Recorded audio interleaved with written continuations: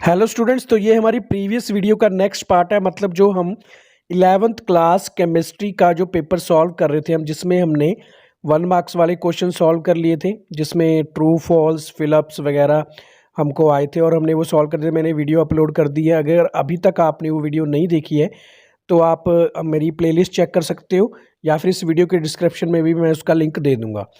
अब इसके बाद हम नेक्स्ट पेपर को सॉल्व करने वाले हैं। नेक्स्ट पेपर में हमारे पास 2 मार्क्स वाले क्वेश्चंस हैं, एक तो जो कि 29 से शुरू हो रहे हैं, 29 30 31 38 तक जा रहे हैं।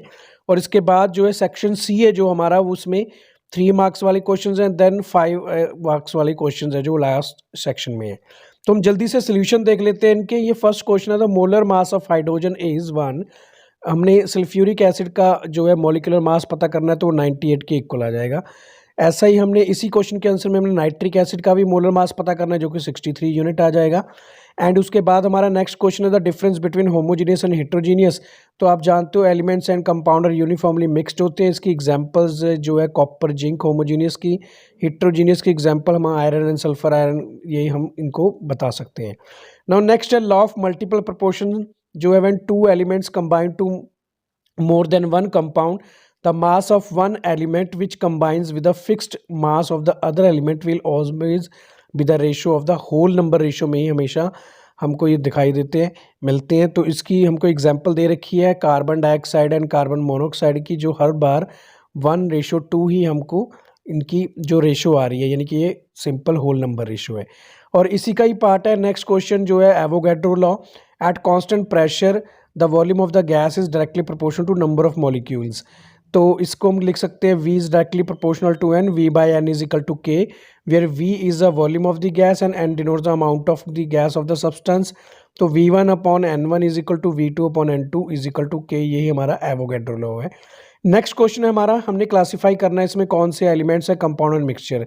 सोडियम, सिल्वर, टिन, सिलिकॉन, इसके अलावा ये सारे हमारे जो हैं वो एलिमेंट्स हैं। सॉयल, शुगर सोल्यूशन, इसके अलावा एयर एंड जो ब्लड है हमारा, ये सारे हमारे जो मिक्सचर्स हैं।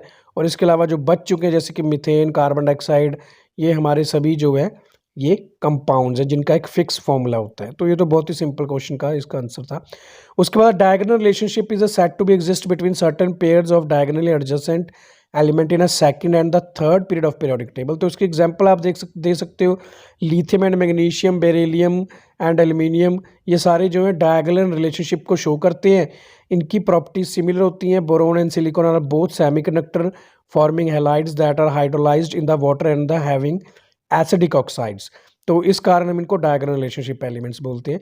Sodium and potassium are lithium stored in a kerosene metal like a sodium and potassium react so vigorously that they catch fire and kept in a open में अगर हम रखते हैं तो इनको ये जो है आग को पकड़ लेते हैं, इसलिए इनको कैरोसिन ऑयल में संभाल कर रखा जाता है। तो इसके बाद नेक्स्ट क्वेश्चन है the formula of baking soda NaHCO3। Sodium इसको कार्बोनेट बोलते हैं हम, बाइकार्बोनेट। और जो वॉशिंग सोडा उसको सोडियम कार्बोनेट बोलते हैं।